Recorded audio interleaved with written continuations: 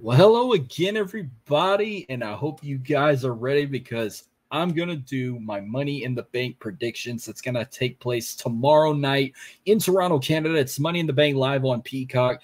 We got 5 matches we're going to do here. I'm going to do my videos first, and then in just a matter of moments, you're going to see Dylan and Jordan's predictions as well with their little video like we're going to do right now. So this year's Money in the Bank, I feel like ever since the partnership with UFC and TKO, they've been kind of going the UFC direction, just having 5 matches on the card. They've been doing that since what Backlash. They did for Backlash, King and Queen of the Ring, Clash at the Castle.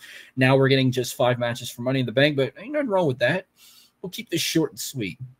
So I'm going to do these in the order that I think the matches are going to take place on the card. So we're going to start with the men's Money in the Bank ladder match. I think this is going to kick off the show. We got Jey Uso, Carmelo Hayes, Andrade, Chad Gable, LA Knight, and Drew McIntyre competing for the green briefcase you see in the background right there. The winner, of course, will get a contract for a guaranteed World Championship match.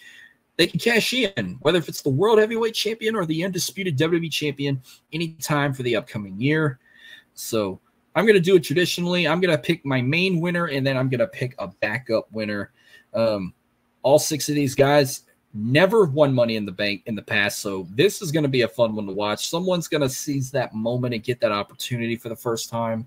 So I've been saying for a long time, I even called it a few months ago, I'm going YEET. Jey Uso is my pick to win Money in the Bank for the men's. If I had to pick a backup, though, this one was kind of hard. I was stuck between 2 people.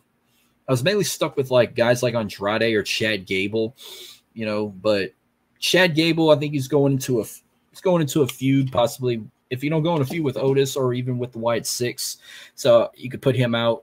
Drew McIntyre, I don't see winning. I see CM Punk tossing Drew McIntyre Money in the Bank.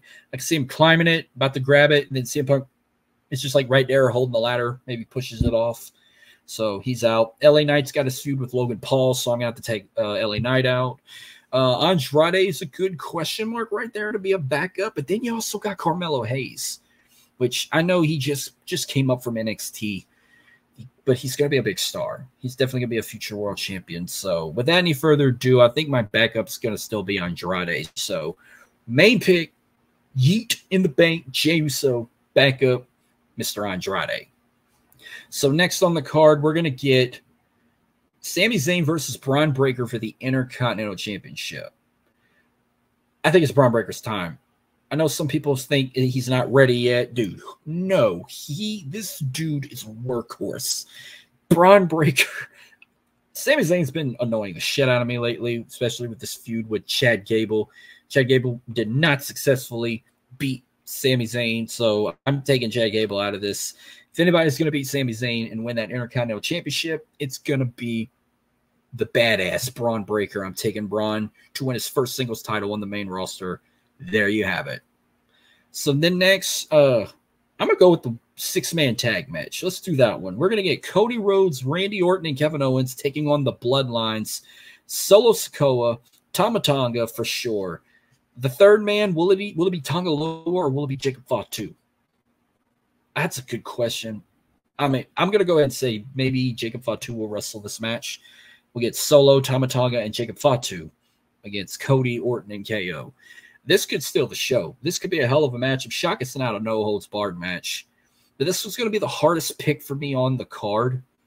But I'm gonna take the Bloodline. I acknowledge the Tribal Chief Roman Reigns, not Solo Sikoa. But this storyline is cooking with Solo's Bloodline. I know we're going to hate this Bloodline saying, oh, he ain't no Roman Reigns. He'll never be what Roman and the Usos were at the time with Paul Heyman. But there's something big that's going to happen with this new Bloodline and this storyline, especially the way they took out Paul Heyman not long ago on SmackDown. Could that be the call when Roman Reigns comes back? I don't know when he's going to come back. I don't see him coming back in Money in the Bank either. If he don't come back at SummerSlam, I don't see him coming back until if we get close to Survivor Series or even 2025. But I'm going to give this win to the Bloodline. I'm giving it to Solo, Tama Tonga, and either Jacob Fatu or Tonga Loa.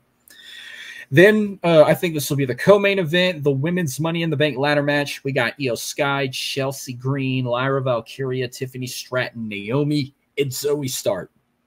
Winner gets that white briefcase. We'll get a contract for a women's championship match against either the women's world champion or the WWE women's champion. They can cash in anytime for a year. So far, every woman that won Money in the Bank was successful. But I'm going with what the whole world believes is going to happen. My main pick, you know what? I ain't got my iWatch on, man. I think it's Tiffy time. I got Tiffany Stratton winning Money in the Bank. As a backup, I'm going to go with the one that thinks is going to mainly win it all. I'm going with Chelsea Green as a backup. But if she wins, does she cash in and become successful? Possibly. But hear me out. I think this is what's going to happen. Tiffany Stratton wins Money in the Bank. That Money in the Bank briefcase is either going to be pink, it might put some rhinestones on it, or she going to turn it to a handbag. You can get ready. And now all them Tiffany Stratton haters, fuck y'all. And what I believe will be the main event, it's going to be Damian Priest versus Seth freaking Rollins. Last chance match for the World Heavyweight Championship.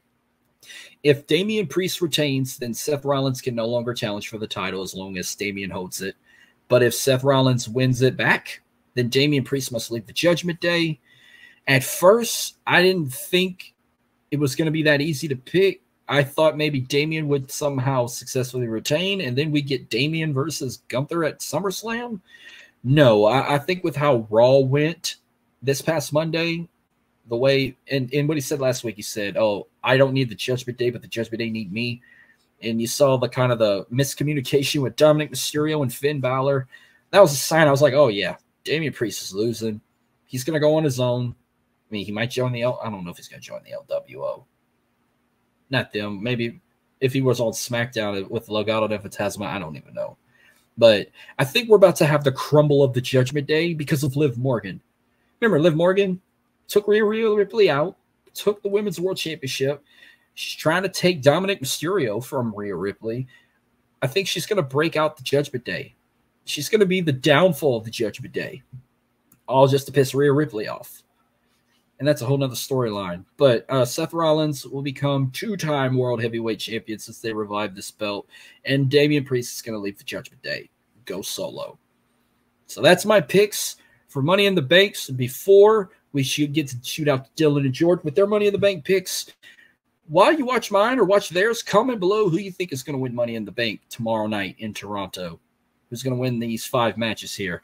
Thank y'all for tuning in, and I'm going to hand it off to my co-hosts, Dylan and Jordan, right here on the Worldly Podcast. Y'all enjoy Money in the Bank tomorrow night, and I can't wait to share more with you guys.